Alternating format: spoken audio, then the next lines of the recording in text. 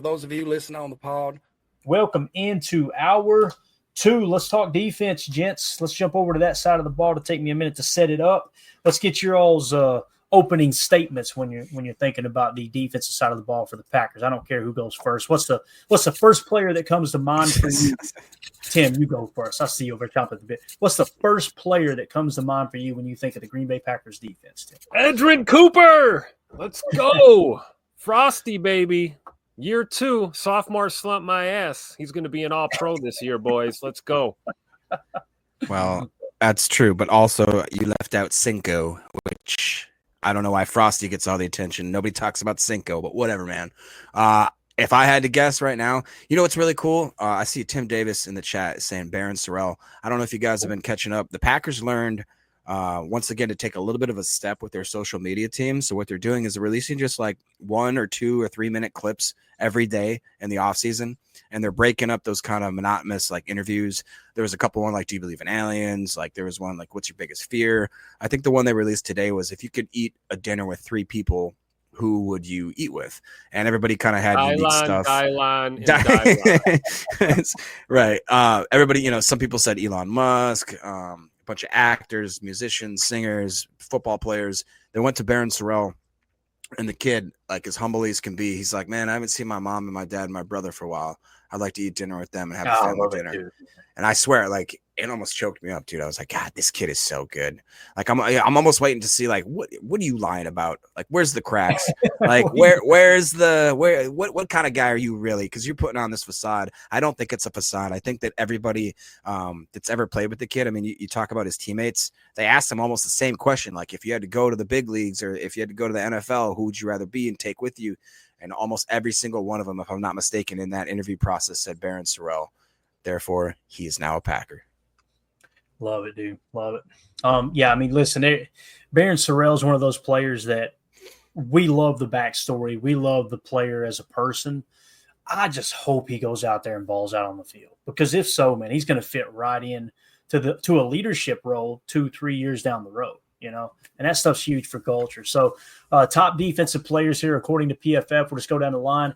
Edgerrin Cooper, 85. Xavier McKinney, 84. Zane Anderson, 80. Somebody we've stopped talking about a little bit, man. That makes me feel so good knowing that Zane took a step forward under Jeff Hafley as opposed to, the prior coaching staff, and him being able to kind of raise his game up that, hey, if we need him to step in a pinch on defense at the safety position. I feel even at the slot, I would trust him in the slot if we're playing just a simple zone defense and not asking him to play mod or anything like that.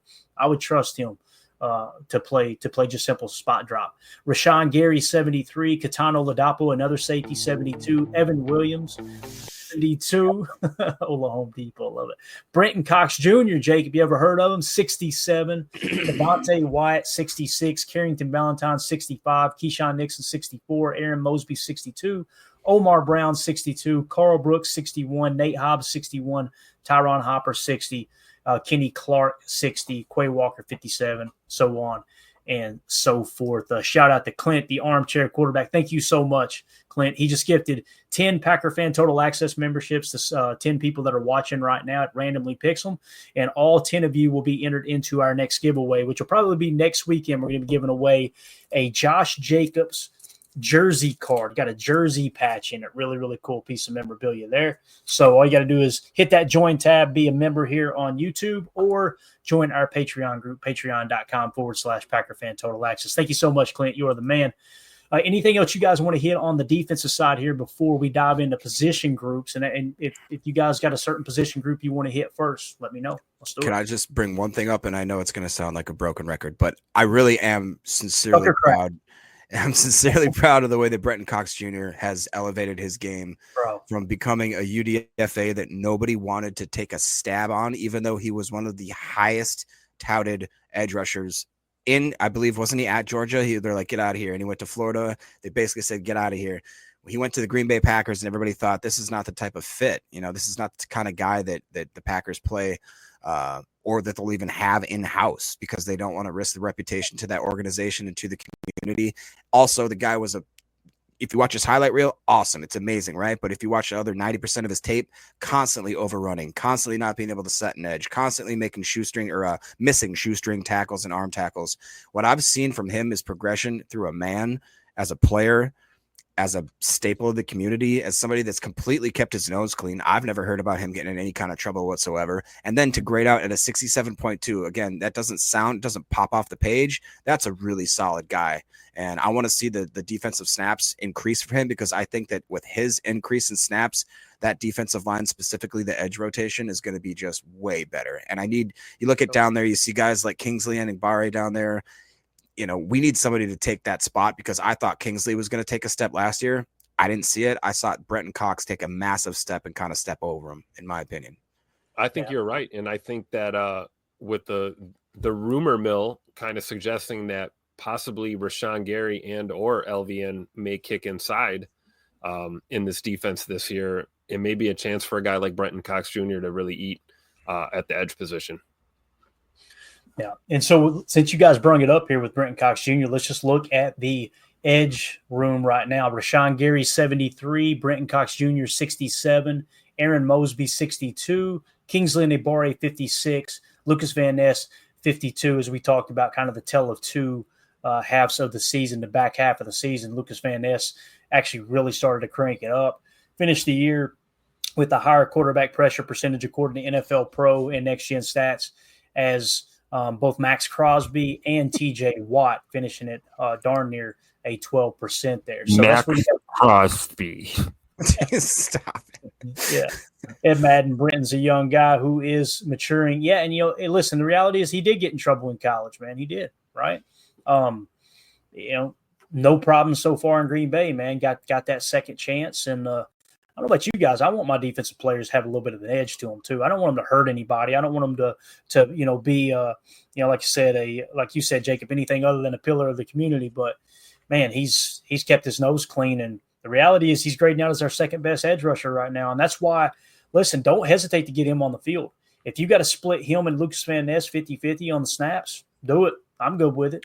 I just want that quarterback to feel some pain. That's all I care about. I just look at that list right there, and to me, the fact that that Kingsley Enagbare was at 538 snaps compared to Brenton's 187. Am I reading that correctly? What is it now? I'm looking at snap count here. So defensive snap count, if you have Brenton Cox at 187 and Kingsley at 538, split that in half. I mean, I'd love to see the production after that. I mean, I really honestly believe, and I'm not hating on Kingsley whatsoever, but when you see something, you got to say something when they're out performing one another that drastically, and one of them has almost 4 times the snaps. We got to remedy that. No, completely agree. Could not agree more, man. And listen, I was a big Kingsley guy coming out of the draft, coming out of college. Tim, we did that. Me and Ryan did a live draft stream, and he was the best player on my board for like 3 straight rounds before we took him. Right. And he was one of those guys that you see the year before going into the college football season, he was graded out as a first round pick. And by the end of the college football season, all of a sudden he had sank on boards, and he was still kind of high on my board, because you guys know I get the information in a lot earlier. So we remove a little bit of that off-season noise. But I'm with you, Jacob. Tim, do you agree, man? Like, take the 538 snaps that Enagbare had, give that to Lucas Van Ness, right? And then the 458 that Lucas Van Ness had, give that to Brenton Cox Jr. I'd be on cloud 9. I agree. And then you get a guy like Colin Oliver and Baron Sorrell to step up as rookies. And, hey, it's starting to click, right? And Aaron Mosby doesn't get a lot of credit. A guy who's an asset on special teams and has played some meaningful snaps for us and is progressing, in his own right as well. So, I mean, the edge room looks good, but I'm with you, man. And it's not a knock on Kingsley at all. I think he's just one of those guys that I hate to say it, but did he hit the ceiling already? I don't know. Maybe it's wasn't he coming off of a pretty major coming if I'm not mistaken? Wasn't he coming back from an injury? We thought he tore his ACL or something, right? Jake, you talking about? And it turned out he didn't. It turned out he didn't, right? No That's surgery. What I'm saying. Yeah. So, correct. But still a knee injury. I mean, a knee injury is a knee injury. Try and run around and cut with a bad knee. Even a sprain can really screw up your game. So, I mean, it's like I said, I'm not trying to drag him, but it seems like he's kind of plateaued or maybe approaching that ceiling. And if he doesn't pop right away, you've got guys waiting in the wing, like we said, Colin Oliver, Barron Sorrell. Colin Oliver being a dual threat guy, a guy you can play at stackbacker as well. So I think he's going to find his way onto this team somehow. But I would love to see more snaps for Brenton Cox and LVN for sure. Honestly, too, like, go ahead, Jim, I was just going to say, Clint Armchair was talking about Mosby's coverage grade there, 75.8, and everybody will say, well, that's only on 13 snaps. Well, guess what? The other guys that lead the team had two. The biggest one we had was Kingsley at 30, and then Lucas Vaness with 11. So he's got the second most snaps covering, doing that whole Preston roll that nobody ever does, right? Joe Barry's 6'4", 245 with a 75 coverage grade. Come on. That's pretty cool, man, honestly. Yeah, and now listen, this is what we talked about on Chalk Talk all year last year. You kept hearing us say 55 drop, right? That's the way I identify a fire zone blitz where we drop one of our defensive ends into coverage is I will call out their number and drop, right? And we said 55 drop a lot last year. 30 times Kingsley Enagbare dropped into coverage. Lucas Van Ness dropped into coverage 11 times. Aaron Mosby dropped into coverage 13 times. That whole crowd that just thought they were so damn cute, saying Joe Barry was the only moron that would drop a defensive lineman into coverage. I said, watch, it's going to happen this year. It happens on every defense. I showed footage of TJ Watt dropping into coverage all the time, and nobody complains about that. I'm telling you, it's a part of playing defense in the NFL. You've got to be able to run those simulated pressures, fire zone blitz, which is essentially you're bringing a nickel back or you're bringing a mock backer on a blitz and you're dropping a defensive lineman back into coverage. Nobody was complaining about the fire zone blitz when BJ Raji took it to the house for a pick 6 in the NFC Championship against Chicago, right? That's the type of stuff you do to make quarterbacks post-snap read. And again, I would just about say that Jeff Hafley had our edges, our defensive ends, dropping into coverage more than Joe Barry did. I'd love to go back and look at that number, to be honest with you. So now, Enagbare, according to his coverage grade here, if we were to say PFF is everything, 56.5, didn't grade out that well. Look at LVN, 68.1, only on 11 dropbacks, but doing a good job taking away that hot read and some of those throwing lanes. Imagine Lucas Van Ness, 6'5", 272 pounds, standing in a throwing lane, 3 yards off the line of scrimmage, dropping into coverage, almost playing a little mock spy, and then looking to bat the ball down. That stuff matters, man, because when you're simulating pressure and you're showing blitz from one direction, typically your hot is opposite the pressure. So if they're showing a nickel blitz and a mock fire on the same side of the field over to their right, guess what the quarterback's going to do? His eyes are going to go to his hot on the left, and all of a sudden, LVN 6'5" is standing in a throwing lane back there in zone defense, in zone coverage. Those are the type of things that good defensive coordinators do to force quarterbacks to hesitate just a little bit. And that's when you hit home with that pressure. You either force the throw and throw a pick, or you hesitate and get your clock clean on the backside. Yep. So that's how good things happen, right? We saw that a lot last year, right? Get your hands up, you get a tip ball, something like that. It's the name of the game, man. Yeah, and when you look at defensive, exactly. When you look at defensive ends, we kept 6 coming out of camp last year, right? Let's talk about what those 6 may be here. Rashawn Gary, Brenton Cox Jr., right? Lucas Van Ness, Colin Oliver, Barron Sorrell. That's 5. So what it comes down to is, who are you keeping? Aaron Mosby, Kingsley Enagbare, or Deslin Alexander? I think it's between Kingsley and Aaron Mosby. Yep, PFF would say it should be Mosby, Jacob. Who would you take, Enagbare or Mosby here, man? Because Mosby played the drop game, 13 snaps, right? To, granted, Enagbare's 30, but his coverage grade, that 75.8, 6'4", 245 pounds. I mean, right here is saying that Mosby should be the guy. Yeah, that's a tough one to me, honestly. Again, I just feel like Kingsley may, like Tim said, I don't think that he's completely washed or anything like that, but I'm just wondering if those injuries have limited what his ceiling can be. And does anybody know in the chat, if you could let me know how old they are both? Oh, here we go. They say Aaron Mosby at 0. And they got Kingsley at 25 and a half, basically. I want to say that I think Aaron Mosby is younger, but the idea of him in that coverage grade, that's a tough one. I think I'd still have to go with Enagbare if you really put the the pressure on me, just because of the draft capital that we spent on him being a little bit more, I think, polished with the type of competition he played in college, and just the amount of snaps he's had in the pros, you know. And Mosby always looks great in certain situations, but a lot of that's cleanup time. A lot of that's you ready for this, Jacob? What's going on? Mosby's older than Enigbari. All right, so then that kind of made right here. Bates just confirmed it. Thank you, Bates. He's like our Jamie, you know, the Joe Rogan. He's the guy. I love it. But yeah, so that all being said, I think that made the decision for me then. That being the straw that broke the camel's back, I'd like to stick with Enigbari, give him another year. I think so too. Just to back up your point, when I was looking at those PFF numbers, obviously Mosby's got the edge with coverage, but JJ Enigbari is a pure pass rusher. The pass rush grade is through the roof in comparison to Mosby. The run defensive grade is comparable as well. So those are factors you got to consider too. Yeah, so if we go away from PFF, they said Mosby, right? But we're all kind of leaning toward Enigbari, right? Enigbari had a 9.4% pressure rate, quarterback pressure percentage, according to NFL Pro and Next Gen Stats, all right? Mosby, 8.5%, right? So that kind of, to me, that's the deciding factor there, right? Enigbari finished with 4.5 sacks. Mosby only had a half a sack. But again, you go to the pressure percentage because that gives you a good little sample size of what kind of pressure rate they have with the limited snaps if it's start comparison there. So Clayton, who's number one on that list? Number one on that list is Brenton Cox Jr. at 13.7%, Jacob. That's a nice guy. Correct. You know what's crazy, Jacob, is when you look at his run D snaps, he had 59 run defensive snaps, right? And he had 9 stops. Wow. That's pretty good. Pretty darn good when you think about run stop percentage. Now, second on the list, Rashawn Gary, 13.4%. He also led the team with 7.5 sacks. And when you look at his stops, 39 run stops. And I did the math on this.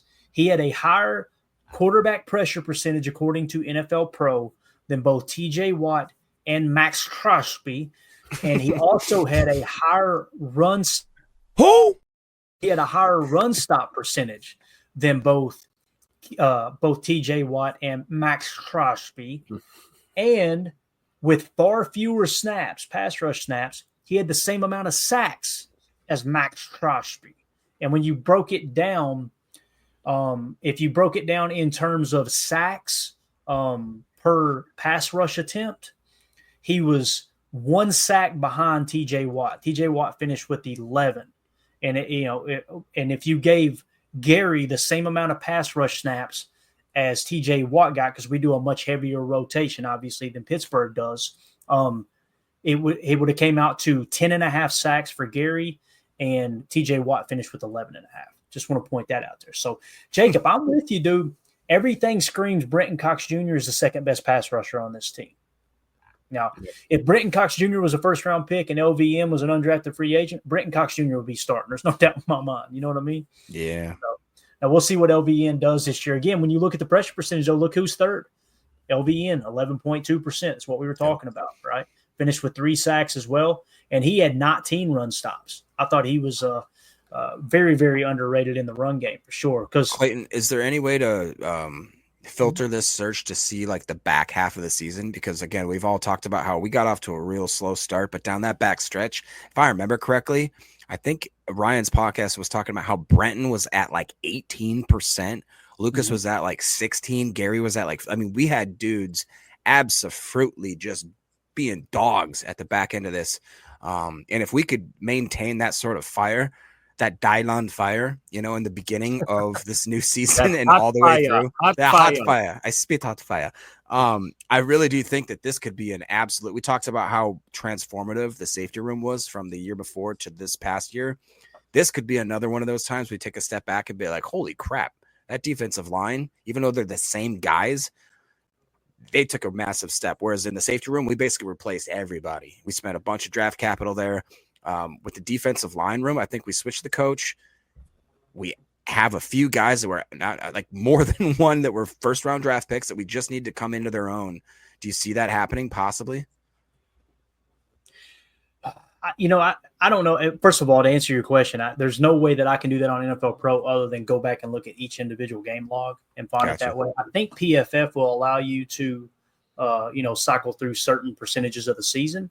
But for me personally, it doesn't mean anything to me when you look at those stats tallied and they don't have the tape to back it up. And again, I know you guys, if you're regulars here, you hear me talk about this all the time. It means everything to me that I can click on any of these statistics and watch the plays, right? So they're going, here's how we came up with this stat, as opposed to PFF going, just trust us.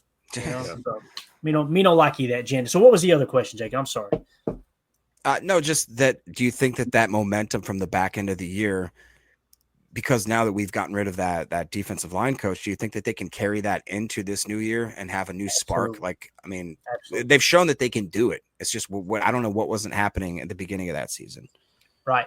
And they kind of had to find their footing, right? And you could tell, in my opinion, I could be wrong, just watching the tape with my ignorant eyes, it looks like Jeff Apley was saying, listen, boys, we're stopping the run. Don't worry about getting to the quarterback. We stop the run and we make them play behind schedule, them being opposing offenses, right? Make them play behind schedule the entire time, and they're eventually going to make a mistake. And then when you get up by a score or two, pin your ears back. Go watch the Tennessee game. I was right there in the stands. I was a couple Captain Morgans deep, but I was right there in the stands. And let me tell you, buddy, I looked over at my wife and I said, one more score, and we can turn the dogs loose. Scored one more time, and boy, did they turn the dogs loose. It was awesome watching LVN eat in that game. So, I think that's a real thing, Jacob. It's what we talk about. Go back to draft talk, right? What do we always say that Greg Cosell says? That you're looking for ascending players. You're looking for players who are playing their best ball and they're getting better as they enter the league. It's no different carrying over that momentum to the next year, in my opinion. And here's what's cool. When they do their exit interviews, Tim, the coaches go in and go, hey, here's what we want you to work on. Here's what you did good. Here's what you did bad. Work on these 3 aspects of your game. We want you to put on 10 pounds. We want you to shave off 7 pounds, right? And they're making those adjustments to get even more out of those players. So, and the guys that take it serious, I think they're the ones that will make that jump. Would you answer that the same way that Jacob's question there, Tim? Do you think that does carry over to the next year? I think it does. I do. I agree. And it would explain like what you're just talking about. Look at Edge Coop. He's up, almost 20 pounds now. You get guys that go the opposite way. They're asked to cut weight. Right. We were making jokes about Deebo Samuel a couple of days ago, looking a little thicker than usual coming into a preseason. And Cheeseburger Eddie. Yeah, well, I'll tell you, I saw some tape on Deebo today, and it looks like he shredded off about half of that weight already. Oh, did he really? Yeah. So, Ozempic, baby, shout out, sponsor the show. Whatever you got to do. But I like Cooper as the example, right? They saw, they did that exit interviews, went over his rookie tape. We know he's a film junkie too, just like we are. He's watching tape, and clearly they asked him to put on a little more weight, and he's done it. And it's part of football. So I do think there is carryover, especially when you're a younger player, right? I mean, you're building that momentum. Rookie year to year 2, year 3, you get one crack at it, trying to really get that first big contract in the NFL. If you're lucky, you might sign a second one. So I think there definitely is carryover for sure. All right, how about we switch gears here and go to the cornerback room? How's that sound, fellas? Actually, it's going to be DB room, so they group them all together here on NFL Pro. But what do you feel like is the most important metric? Would you say it's passer rating when targeted, or what would you guys like to see in terms of the DB room? What do you think? What touchdowns allowed, interceptions? To me, it's passer rating when targeted. I think passer rating when targeted's up there. Quarterback percentage, maybe something like that. Okay, let's go passer rating when targeted first here. Okay, now you got to keep in mind the minimal snaps. So you got Robert Rochelle, Amar Brown, and those two had a 0 passer rating when targeted, although they were they were not targeted at all. So the only reason they made the list there is because they had snaps. All right. Katan Oladapo was only targeted 1 time. It's worth mentioning, but he had a 39.6 passer rating when targeted. Okay. He played a total of 64 snaps. So first on the list initially really is Xavier McKinney at a 59.0, then Evan Williams at a 67.5, right? So safeties typically have a lower passer rating when targeted. Now we're getting into the cornerback room. Carrington Valentine leading the way at 69.0. Guys, he was about 7 points better than Jair Alexander, who was a 77.6. These are the things that gets me excited about Carrington Valentine. He also had 2 interceptions, while Jair had 2 as well, but Carrington gave up 0 touchdowns. 0 touchdowns. And I was trying to see if he had the coverage snaps. It did not. He played a total of 516 snaps. Guys, he played 516 snaps. Jair only played 347. Jair gave up 2 touchdowns, got cooked for 2 tutters, and Carrington Valentine gave up 0, while they both had the same amount of interceptions. So Carrington leading the way. Then, of course, the next cornerback would be Keyshawn Nixon at a 101.2. Not good, right? Then you got Eric Stokes, 102.3. Javon Bullard, 124.5. Come on, Bull. Come on, buddy.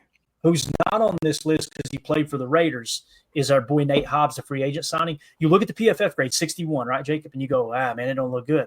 His passer rating when targeted was in the 70s. He had a better passer rating when targeted than Jair Alexander last year. Nate Hobbs did. So your top passer rating when targeted in terms of the cornerback room would be Carrington Valentine 1, Nate Hobbs 2, Keyshawn Nixon 3. You don't by chance have Hobbs's touchdowns that he gave up by chance, do you? I'll go pull it real quick. I think it was 0, but it might have been 1. I'll pull it up real quick. I won't put it on the screen, but I'll read it off to you. Okay. Keep talking for a second. I mean, this to me, Tim, the most unsettling part of this would have to be Bullard and Nixon, just because it seems like that we're putting a lot of stock into them going forward into this next year. But, the Evan Williams thing and the Carrington Valentine, that to me just screams, okay, we got us a few here. Obviously, we know what we have in X.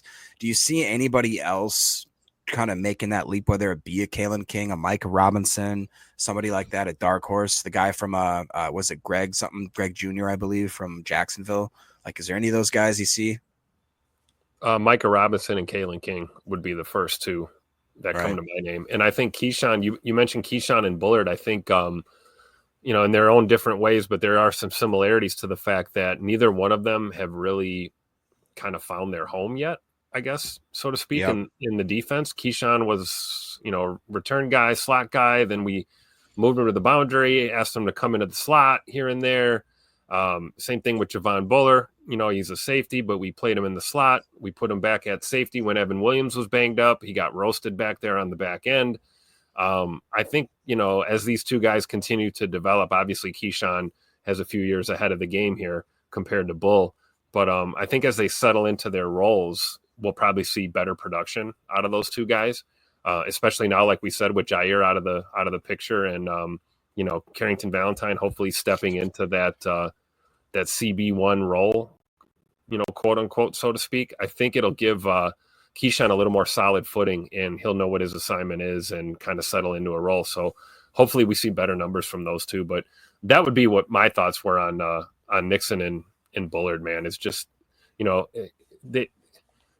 Javon Bullard was kind of between a rock and a hard place last year, because it was like just when that guy was finding his groove in the slot, it was like, hey, go play safety.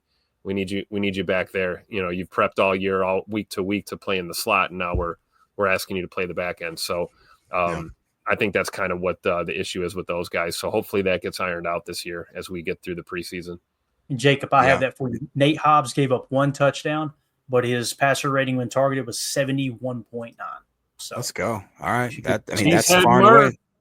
Yeah. I was just going to say, Mr. Murph came up here and said what I was thinking, because Ed Madness also said before this, he said, to me, CV is CB1. Murph said, y'all talking about that CV clip? Somebody must have asked him in the comments, and he said, CV said, if you don't believe in him, stay over there when proven wrong. So I absolutely love that, dude. I tweeted it out from his Instagram, right? I didn't hack his Instagram. I screen recorded his Instagram. Okay? No big deal. Just chilling on a yacht in the harbor, talking that talk. Gotta love it. What he said, we can't play it because there's some bad words, but he said, quote, all the folks who said I can't do it, stay on that side. Stay on that side when this poopy take the F off. So I'm excited about CV, man, especially him being a Kentucky boy, because you guys know I was hard on him his rookie year as if he knows who the heck I am, right? But I want him mocked up too every game. Every game. I think he can Tony, throw. you guys think we're going to lose some of that personality and that swag with Jair not being here? I don't believe it. No. Valentine's going to pick up right where Ja left off. Mark my words. And here's the thing, too. CV loved Jair. They were real close, right?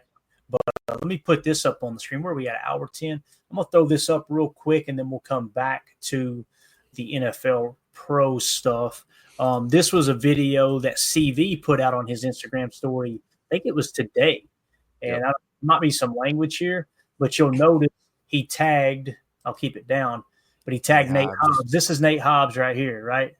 So CV working out with Nate Hobbs in the offseason here. And by the way, can we just take a second and listen? This is no Diddy here, right? Nate Hobbs. That's a grown-ass man right there. Look at that guy. That's a thick corner right there, boys. That's somebody he's going to lay the thunder on those running backs when he's playing out of the nickel. And I'm excited to see him. Because Keyshawn, the reality is you look at Keyshawn's numbers last year with the passer rating when targeted, Jacob, and I was kind of hard on him just now. But he got cooked in the slot. When they put him outside, played a lot better. He really did. So if he can lock down the outside, him and Carrington Valentine on the outside and put Nate Hobbs in the slot, and here's what's really cool. If for some reason it's going to happen, I shouldn't even say if it happens. It's going to happen. People are going to get hurt during the season. They're going to get banged up. When either Nate Hobbs or Keyshawn has to come off the field, then you put your starting nickel from last year, Javon Bullard, in, who, by the way, played his best football in the slot as opposed to the safety position. So your safety room's good. You got I think, a solid slot corner in Javon Bullard, who I expect to take a big step forward his second year in the league. I don't know, but what do y'all think about Nate Hobbs here, man? That dude looks like he's gonna make some running backs make a business decision or two, man. Oh yeah. Yeah, I mean, I think that's the reason that we brought him in here. I mean, you kind of summed it up really well. That if we have this mix and match kind of hodgepodge of cornerbacks, and they're not quite able to sit home for a few games, 4, 5, 6 games, develop their craft. All of a sudden we move them around like it's musical chairs and we say, oh, well, he didn't grade out that well. It's like, well, of course he did, because honestly, you can't have any continuity as a defensive player. And as a defensive person that played football, it's hard to try to get a craft down, to understand a scheme and what your position is, your assignment. And then they say, hey, by the way, we're about to start the game. You're just going to go play on the boundary, or you're going to play at safety. You're going to go play here. And you haven't been studying all week, but we expect you to perform because you're a professional. In theory, yeah, that should be the way that you handle that. But in practice, that's not going to work that way unless you're an absolute freak of all natures. You know, you're like a Charles Woodson or a Rod Woodson, you know, somebody that's an absolute all-pro talent that can actually play up and down with a moment's notice. I think that schematic that you're talking about there, Clayton, with the idea of Nixon playing his best ball outside, Javon being the best at the slot position, if that is that Nate Hobbs doesn't want to, you know, play that position, if he's better suited on the outside, where's CV going to line up? We've got options. Now it's just plugging and playing to find which part of this defense is most optimized, where these guys can have the most flourishing of their careers, and just leave them there. Just leave them there for half the season at least. And I would hope that Jeff Hafley, maybe, like, you know, I would consider his first NFL defensive coordination season as an absolute screaming success. I would hope that he's a smart enough guy that he's not going to rest on his laurels, and he's going to say, all right, how can I make this better? What did I do wrong last year? I guarantee Jeff Hafley, if you ask him this question, it'd be a really interesting answer, because he wouldn't give you coach speak. He'd say, oh yeah, you know, we got to get this guy over here. We got to get this guy over here. We got to learn how to keep them in their positions. I think that he'd be man enough to admit, maybe we moved guys around too much and didn't let them reach their full potential. I look for that to change this year. Yeah, 2-0 this says, with Jair admitting we lost games because he was scared to hit, it's nice to know we have a dude who isn't scared to truck. And we showed you the Carrington Valentine run snaps too. Like, that dude, I want him to cool off a little bit. Like, hey, man, you just stay outside a little bit more. Don't get too crazy. But, boy, he ain't afraid to set an edge either. So I think the run defense is going to be just fine. Will the pass defense take a step back? We'll see. Because what teams started to do is once they realize Xavier McKinney's an absolute ball hawk, let's just stop throwing the ball deep. Let's stop going inside of the field. So what did Hafley do? Hafley, to keep him, as he said in his own words, to keep him from falling asleep on the field because he was so bored where they wouldn't even throw his way, he started putting him in the box and putting Evan Williams up at post, right? So I'm excited to see how offenses try to attack this defense this year. And I'm also excited to see what Hafley's got in his bag of tricks, because when you go and draft someone like Colin Oliver isn't just a 3-point stance, put your hand in the dirt and rush the quarterback, right? To me, he's that hybrid.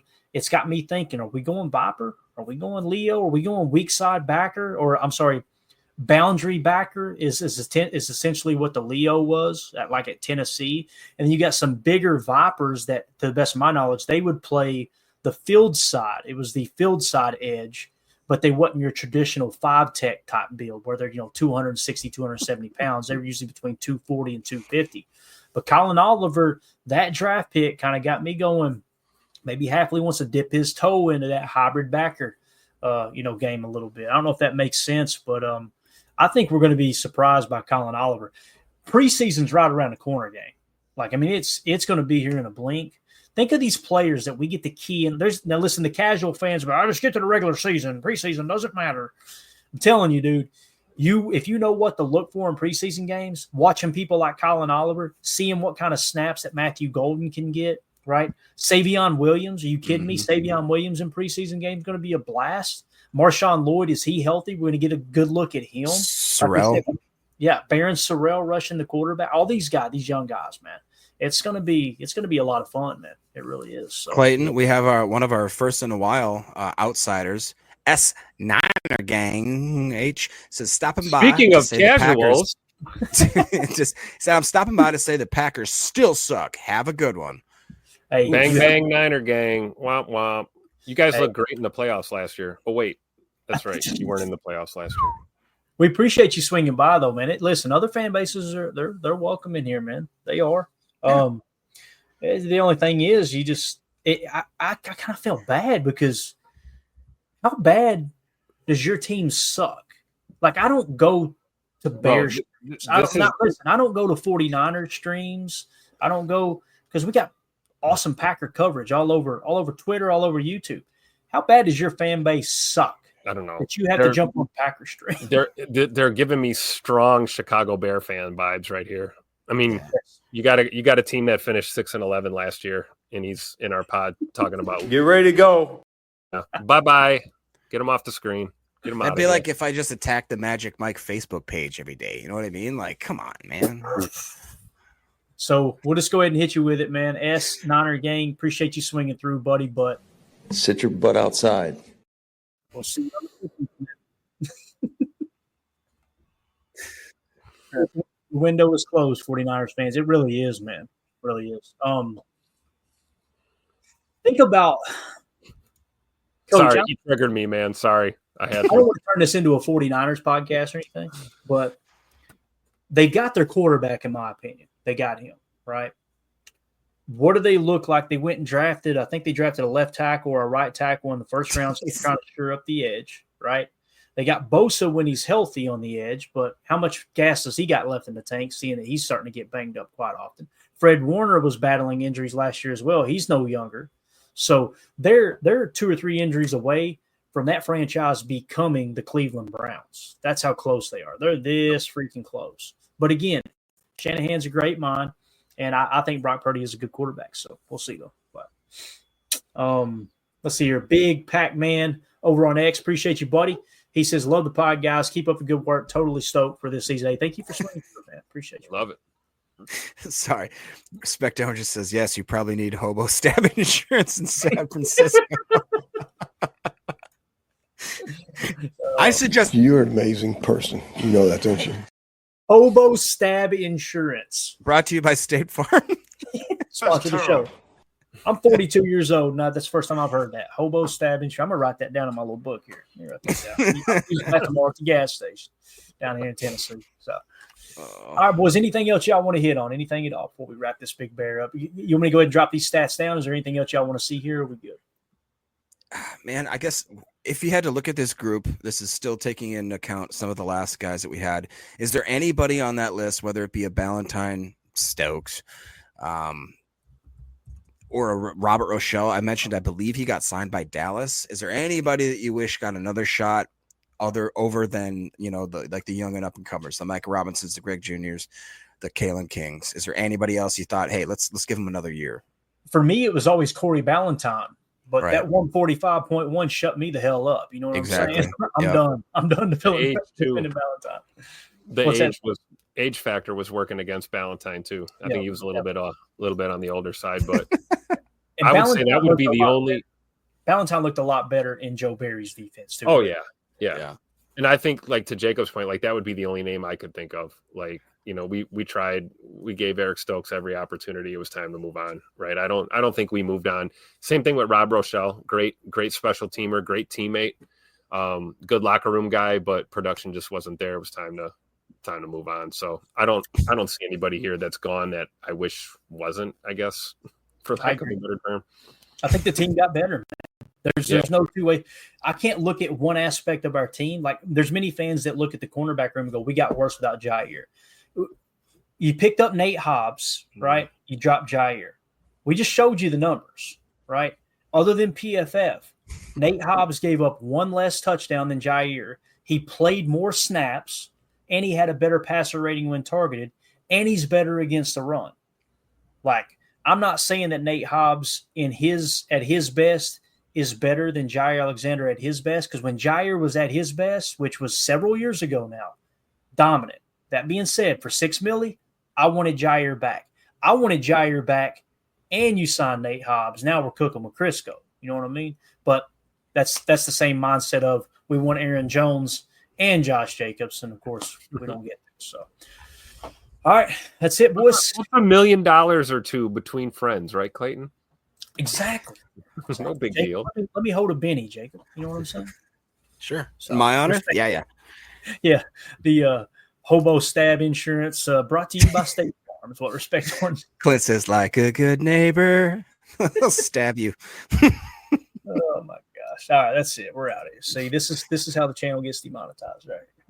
We let the chat take over. So Clint the Armchair Quarterback says, dodge the poop on the sidewalk. It is funny though, when they had the Super Bowl in LA, Pat McAfee said, boy, they rolled into town there a week early, and it was like, they're doing a Super Bowl here. Like, there's like, you know, it was just a mess. There was literally entire encampments and stuff on the side or on the sidewalks, and he literally said they watched somebody poop on the sidewalk. It's like, and then he said, boy, it was like somebody flipped the switch 3 days later. All those people are gone. Everything's cleaned up. And we're ready to roll. It's like, why don't we do that all the time? What's wrong with helping those people get on their feet, right? Yep. Get on their feet and clean the damn city up. Like, what are we doing? You know, I don't know.